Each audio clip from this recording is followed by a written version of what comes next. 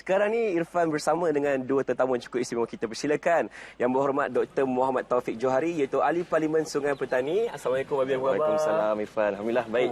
Depan-depan lagi handsome orang dia. Di sebelah kanan saya juga kita persilakan Muhammad Zari Izwan Zahir, iaitu usahawan di Sungai Petani. Assalamualaikum. Assalamualaikum Irfan. Terima kasih sebab jumpa kami. Okey, alhamdulillah. Nampaknya kita bersama dengan dua tetamu yang umur dia sebaya dengan saya. 20-an lagi kami ni. Tapi kejayaan mereka memang terbaik. Telah membangunkan banyak belia di negeri ini, terutamanya di kawasan Sungai Petani. Baik YB, kita terus nak bertanya kepada YB, berapa ramai belia yang ada di sekitar Sungai Petani ini? Di Sungai Petani ni kalau kita tengok pertambahan penduduk tu sangat tinggi. Sekarang ni menurut DOSEM tu hampir 400,000 lebih, hampir 500,000. Jadi dari golongan belia sendiri, dari lingkungan umur 15 sampai 40 tahun, itu ada lebih kurang 110,000. 110,000 Sungai Petani saja. Sungai Petani saja. Itu golongan belia lebih kurang 110,000 macam tu. Kalau kita ikut dari segi peratusan dia macam mana tu? Ya, kalau peratusan tu dia hampir lebih kurang 30% adalah orang muda. Di Sungai Petani. Dan kalau kita nak bercakap 30% itu sendiri pun merupakan satu nilai yang cukup banyak. Cukup banyak. Dan kalau kita nak bercakap mengenai belia ni, banyak sebenarnya usaha-usaha yang kita akan sama-sama usahakan bagi membangunkan belia di sekitar Sungai Petani. Okey, kita nak bersama juga dengan Zairi. Boleh Zairi kongsikan apakah perniagaan yang Zairi tengah usahakan sekarang ni? Baik, saya sebenarnya usahakan sebuah hotel yang juga menawarkan servis accommodation, catering dan juga events di bawah bumbung Zax Hotel. Satu-satunya hotel di seluruh Malaysia yang dikonvert daripada barek polis yang ditinggalkan. Itu sebab Kifan pernah tengok video yang viral. Hotel yang diusahakan oleh Zairi ni memang sangat unik. Barek polis yang telah ditinggalkan. Betul. Jadi macam mana dapat idea untuk membuat hotel di kawasan tu? Dia bermula daripada arwah ayah saya, Zahir bin Yahya, yang meninggal pada tahun 2020, dan selepas saya balik pada pengajian saya terpaksa ambil pada waktu Covid pula tu. 2020 kan? 2020 betul-betul. So dekat situ hotel semua kalau ikutkan tak berfungsi, tak boleh nak jalankan, tapi kita sebagai anak muda dia pantang kalah. Never say no. So kita buat yang terbaik dan alhamdulillah boleh duduk di depan TV dan bersama YB Taufik dan juga Irfan hari ini. Alhamdulillah. Kita pantang kalah dan pantang dicabar juga, betul tak? Itu pantang untuk anak-anak muda seperti kita dekat sini. YB, kita nak tanya juga, apakah antara aktiviti yang YB dah jalankan bersama dengan belia dalam usaha untuk membangunkan anak muda di sini? Okey, bila saya dipilih sebagai ahli parlimen, orang expect sangat tinggi.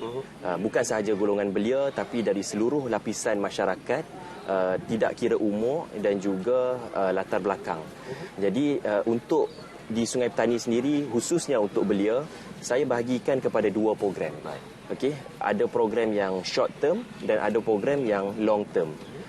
Program yang short term ini saya banyak buat program-program untuk anak muda ini bersama. Kita solid, kita bersatu supaya kita boleh bergerak ke depan itu dengan lebih maju. Program contoh program kesukanan, program konvoi. Kemudian kita ada program keusahawanan, kita bagi training kepada orang-orang muda. Itu adalah short term untuk kita bonding bersama, engagement bersama anak muda. Bagi dia berkenal dulu sesama dan kita solid sebagai satu tim. Dan kita juga buat program yang long term. Maknanya kalau kita tengok di Sungai Petani ini, sekolah-sekolah sahaja ada 42 buah sekolah. Maknanya setahun sekolah akan produce setidaknya 42 orang pemimpin, iaitu ketua pengawas atau ketua pelajar di Kuala Muda ada 42. Jadi anak muda ni dia perlu menjadi pemimpin masa depan.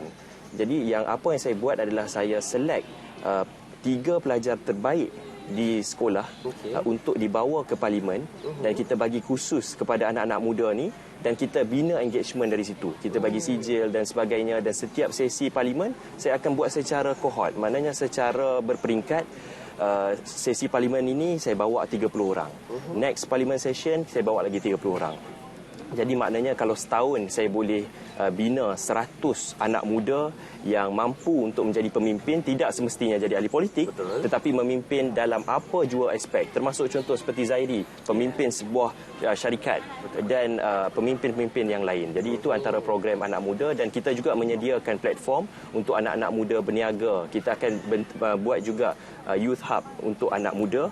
Kita akan carikan tapak dan tempat supaya anak muda yang kreatif ini dia boleh buat street art, boleh buat aktiviti, tempat berkumpul. Itu yang cuba saya buat, iaitu youth hub, hub anak muda di Sungai Petani. Hub anak muda di Sungai Petani. YB, kita di sini memang nak meraihkan kepelbagaian. Sebab kita tahu anak muda ni mempunyai bakat yang tersendiri dan keunikan mereka itu kita boleh sama-sama asah dan kita bina jati diri mereka untuk menjadi orang yang lebih baik. Dan tadi saya suka bila YB bercakap mengenai dua jenis program yang telah dilakukan di sini, iaitu program jangka pendek dan juga program jangka masa panjang yang melibatkan semua sekali anak muda di sini, dan supaya mereka boleh menjadi pemimpin yang baik pada masa yang akan datang. InsyaAllah. Okey, terima kasih YB. Kepada Zairi pula. Okey, sebagai anak muda yang merupakan usahawan di sini, bagaimana pelibatan anak muda yang di sekitar sini yang mengikut pandangan Zairi dalam kategori usahawan ni? Mereka ni macam dah banyak jadi usahawan ke, ataupun macam mereka kurang cakna dengan perkara ni? Faham.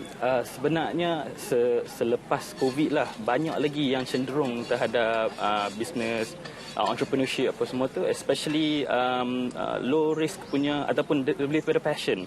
Kita tengok dalam bidang kopi, dalam bidang music even pun, dan juga berkenaan dengan macam kata tadi street art apa semua tu, saya rasa jarang dijumpa di tempat lain selain pada Sungai Petani yang rata-ratanya tergolong daripada orang muda. Yang tu yang sebenarnya best di Sungai Petani ni. And especially the good thing about that as well is because kita bantu sama kita. Bermaksud orang muda yang tolong yang buat bisnes tu, orang muda menjadi customer, and we leverage on each other. Yang tu yang bestnya. Betul baby? Betul. Sebab kalau bukan kita itu tolong sesama kita, siapa lagi? Betul. Jadi kita ni sebagai generasi muda, kita bangkit bersama-sama yang lain untuk memajukan kawasan kita sendiri. Khususnya dengan YB dan juga Zairi untuk kawasan Sungai Petani ni. YB, boleh kita bercakap berkaitan dengan TVET, iaitu satu kemahiran yang menjadi permintaan tinggi dalam banyak sektor industri. Jadi apa antara aktiviti dan juga apa yang telah YB usahakan dalam bidang TVET ini kepada anak-anak muda di Sungai Petani? Baik, untuk bidang TVET, kita tengok bahawa anak muda ni perjalanan dia panjang. Jadi dia perlu menguasai kesemua benda untuk dia bersama-sama bersaing dalam dunia ini. Bukan sahaja di negara tetapi di peringkat global. Jadi dia perlu ada jati diri, sahsiah, dia ada semua aspek ya, dari segi bahasa, dari segi ilmu, dari segi saintifik dan sebagainya. Jadi bagi saya TVET ini adalah salah satu program yang patut diceburi dan perlu diambil peluang ini oleh anak muda. Dan kalau kita tengok, TVET ini bukan sahaja perlu diambil tanggungjawab semata-mata oleh kerajaan sahaja, tetapi dari pihak industri juga. Dan kerajaan perlu betul-betul serius terhadap TVET dengan memberikan peluang pekerjaan yang lebih, bayaran yang lebih dan sebagainya. Jadi di bidang TVET di Sungai Petani sendiri, kita ada banyak IKM Sungai Petani, College Vocational Sungai Petani, dan banyak lagi. Dan yang terbaru, kita akan mempergiatkan atau lebih memperkenalkan TVET tahfiz. Maknanya TVET yang berasaskan Al-Quran. Kalau kita tengok Sungai Petani ini, base-nya itu banyaknya adalah Islamik. Jadi bagaimana orang-orang yang ingin berasaskan Al-Quran ini, kita akan betul-betul untuk memberikan peluang untuk bersama-sama dalam TVET ini. Dan juga saya akan berjumpa dengan pihak-pihak, contoh pihak penjara dan sebagainya. Kita tengok kita jangan juga meminggirkan OKP atau orang kena pengawasan, yang mana anak-anak muda yang telah pun melakukan kesalahan yang kecil tetapi tinggalkan begitu sahaja. Jadi itu yang perlu kita rangkum bersama. Okey, baik, betul. Jadi jangan kita tinggalkan mana-mana pihak sekalipun, lagi-lagi dalam revolusi industri 4.0 ni yang memerlukan kemahiran dalam pelbagai industri. Zairi, kita nak lihat kepada kepentingan kreativiti dan inovasi dalam bidang keusahawanan. Boleh ke Azhari kongsikan? Saya rasa sebagai kita kata anak muda lah, kreativiti dan inovasi is the only thing yang kita ada. Sebab kalau dibandingkan long standing brand yang dah wujud lama di lokaliti kita, we do not have capital. Yeah. So creativity dan inovasi is the only thing yang kita ada to actually fight dan berdiri sama tinggi dan duduk sama rendah. Betul, dengan brand-brand yang dah wujud ni. Selain daripada itu, mungkin saya boleh kongsikan dari segi penggunaan media sosial untuk kita membangunkan lagi bisnes kita di luar sana. Saya rasa sekarang ni orang panggil apa, dulu orang panggil zaman 8 minit. Yeah. Sekarang ni zaman 3 minit sahaja. Betul. Boleh kongsikan tak apa perbezaan tu 8 minit 3 minit tu? So 8 minit kiranya dulu kita boleh grab orang punya attention tu about 8 minutes to give them the full information. Betul. But now 3 minit sahaja. More than that you won't get their attention anymore. And I think kurang lagi bagus lah. lagi kurang lagi bagus. Saya rasa macam YB Taufik especially faham TikTok, Instagram. Semua benda tu memerlukan attention span yang pendek tapi kena bagi impact yang kuat. Betul. Dalam penggunaan media sosial yang semakin ramai digunakan sekarang ini, betul, saya setuju apabila saya sendiri pun suka tengok video yang pendek-pendek tapi padat dengan informasi. Betul. Kalau tengok video yang melarat-larat ni, dia macam wah, saya skip lah. Tukar video lain pula. Itu yang kena jadi kreatif tu, nak kena bagi masuk semua tu. Betul. Kita masukkan semua daya inovasi kita, aktiviti dalam video yang seminit tu. Okey. Baiklah YB, kita berada di penghujung segmen. Mungkin YB boleh kongsikan harapan YB kepada belia di luar sana untuk bersaing dalam menepani cabaran dunia yang semakin mencabar ini. Okey. Harapan saya untuk anak muda ialah anak muda perlu mengambil semua peluang yang ada, perlu mempersiapkan diri dengan segala ilmu, perlu mempersiapkan diri dengan segala kemahiran dan jangan pernah menoleh ke belakang. Dan anak muda perlu mempunyai wawasan dan objektif, vision yang jelas. Tidak kira di mana jua anda berada, tidak kira di bidang apa juga anda berada. Buatlah yang terbaik di tempat anda berada sebab dan jangan kita termakan dengan apa-apa retorik yang cuba memecah belahkan kita semua. Kita perlu solid, dan sebab pemimpin parti politik itu datang dan pergi, tetapi anak muda adalah pemimpin masa depan, anak muda yang akan mencorakkan negara kita akan datang.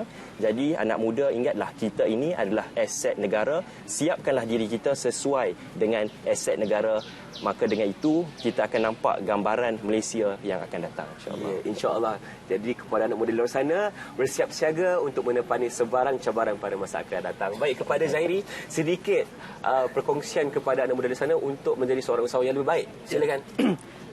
2 tips yang saya nak bagi, iaitu spirit and science.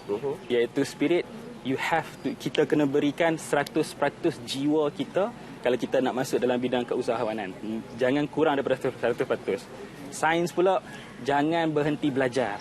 Sebab life ni is a never landing lesson. So itu antara 2 tips yang padat dan pendek untuk usahawan di muda sana. Baik, terima kasih diucapkan kepada YB Dr. Muhammad Taufik Johari, Ahli Parlimen Sungai Petani, dan juga Muhammad Zahiri Izwan Zahir, itu usahawan di Sungai Petani. Kita akan berhenti berehat seketika. Teruskan bersama kami dalam Selamat Pagi Malaysia di Sungai Petani Kedah.